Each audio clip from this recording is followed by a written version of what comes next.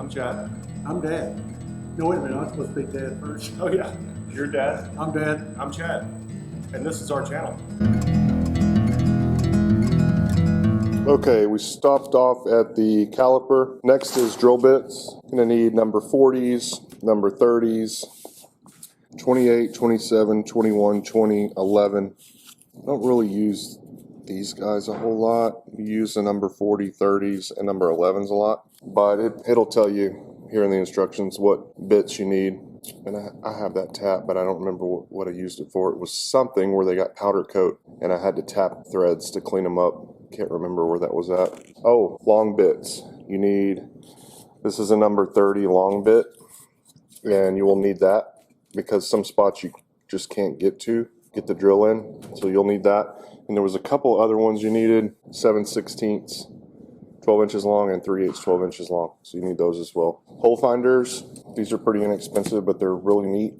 So when you have a piece of metal that you need to, say the hole is underneath and the new piece of metal does not have a hole and you set it on top, you take this guy, I think this is a number 1/4 inch, so if it was a 1/4 inch hole, you would take the piece of metal that's on top that you're trying to drill a hole into, you slide this under the piece of metal, put that little bump into the hole. Now you've got a perfect hole on the top piece right here to drill your 1/4 inch hole through. And it'll be pretty close to being lined up as long as it's flat. If it's on an angle or whatnot, sometimes it's not perfect. But yeah, get you a set of those guys right there. I think we have number 40, 30, 21, 10, and 1/4. Angle grinder went over. These guys are pretty neat. Eric bought me these. These go on your drill bits, and it's a spring, so it will stop because you'll be drilling, pushing down real hard, and you can mar the material with the head of your drill. So if you have one of these guys, a spring, it cushions the blow and doesn't mar the material. So those are pretty cool. You can buy a set of them, and those work great. This comes in the kit. It's a reamer, and this is a number 30. So drill bits drill it like they don't drill a perfect hole. They drill kind of like a triangle. So when you need a perfectly round hole, you'll under drill it, and then you will put the reamer in, and it will give you your perfectly circular hole. I've also used this guy when two holes won't line up when I'm trying to rivet something together. They just are off ever so slightly. I've ran this through there to get them to line up, and it'll take just enough material off to get them to line up. So that's come in handy. Okay. Deburring, this is very important. So this comes with the kit. This is a good tool. I had this guy. This just has an extra feature that this spins. Oh, no, this one does too. Never mind. Okay, sorry. These guys, this is an in and out deburr tool. This makes things a lot quicker, and also when you're building your flaps and horizontal stabilizer, there's a tube, and you can't get, once you drill a hole through that tube, you can't get to the holes on the inside to deburr. So what this guy does is it's got a blade on this side and this side. So when you push through, well, you first start, you'll put it in the drill, and you will go onto the top of the material, and you'll make a revolution or two. You always want to have your drill on low speed because you don't want to chamfer the edge. You just want to deburr it. Then you push down through the hole, and this guy's spring loaded, so it pops in. Now you're inside the material, and you pull back, and you give it a revolution or two, deburr the inside, and then when you pull back harder, it'll pop back out of the hole. So that's called an in and out deburring tool. There's extra blades you can buy because you'll break these blades, so get you some extra blades. The 1/8 inch is the one you'll use the most. I also have what is this guy? I think it's 5/32. So I've got those two guys. Those are great for deburring. There is a tool that comes in the kit from Rans, and this is a countersink. That's what that is, and you can see some metal shavings in there. But you can also use this as a deburr tool. You can use it by hand, stick it in your hole, and just make a revolution or two.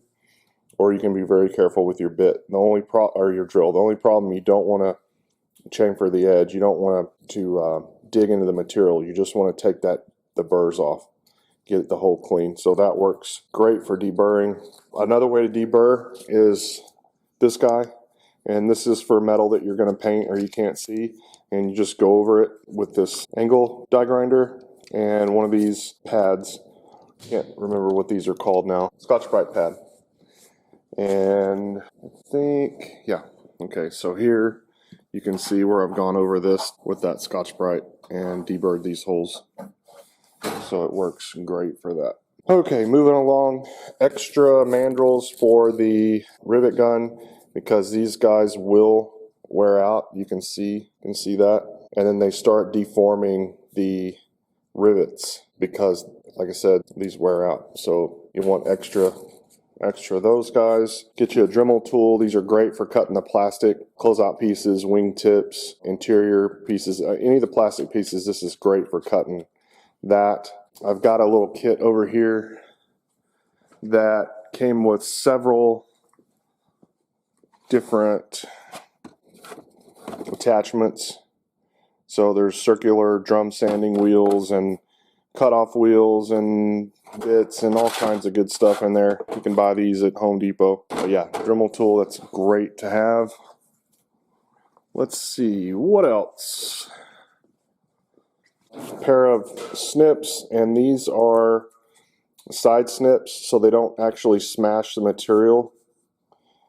I can't remember how this was explained. Instead of a regular pair of snips is like it smashes the material, and this cuts it straight.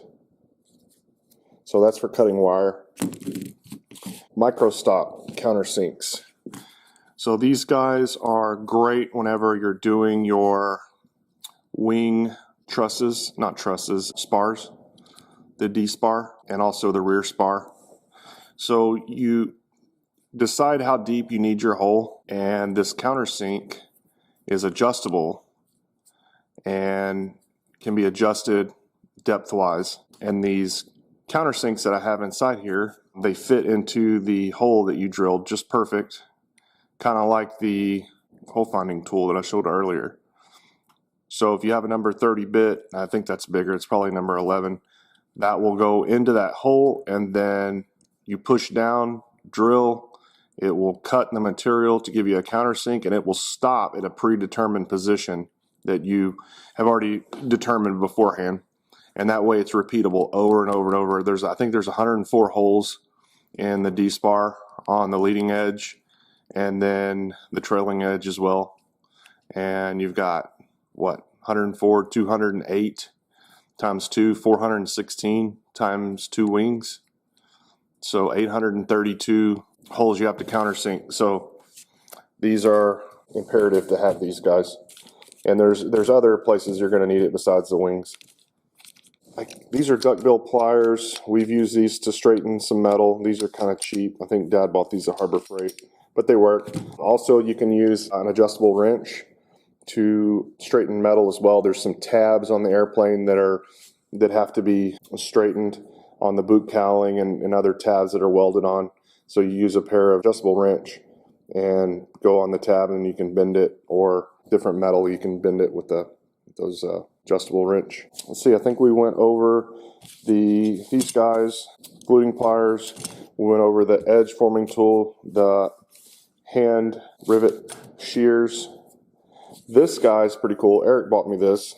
This actually will go between materials. Say you've riveted two pieces of material together and you've got some shavings in between there. Eric saw, he was so thoughtful, he saw that I had that in an area. I told him, I said, man, that metal's kind of sticking up. So he bought me this, and you can stick this in the material and drag shavings out with it. So pretty cool. Appreciate that, Eric. Let's see, guys, what else? There was something else that I wanted to show you guys that we use, and I can't think of it off the top of my head.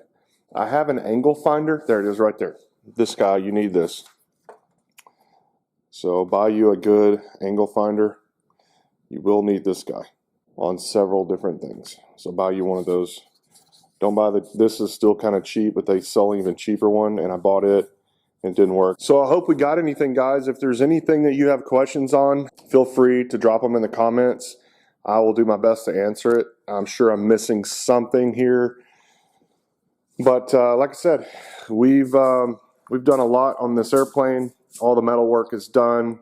Some of it done twice. Haha. And so if there's a question that you have about a certain tool or something that I missed, or you want to know how to use something, I don't mind doing a video showing you guys how to use it, because had I known how to drill rivets, how to use an edge forming tool, hole finders, how to just, in and out deburr, if I'd have known all this when I first started, I wouldn't have had to do things twice. It would have made my life a lot easier.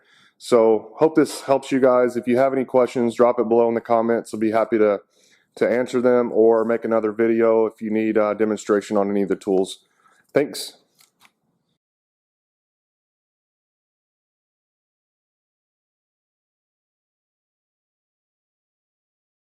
Hey guys, thanks for watching another episode of Dad and Chad. If you like this video, share it with your friends and give us a thumbs up, And never miss an episode of Dad and Chad by hitting that subscribe button. because we'll be back next Tuesday with another episode. Thanks again for watching Dad? and Chad.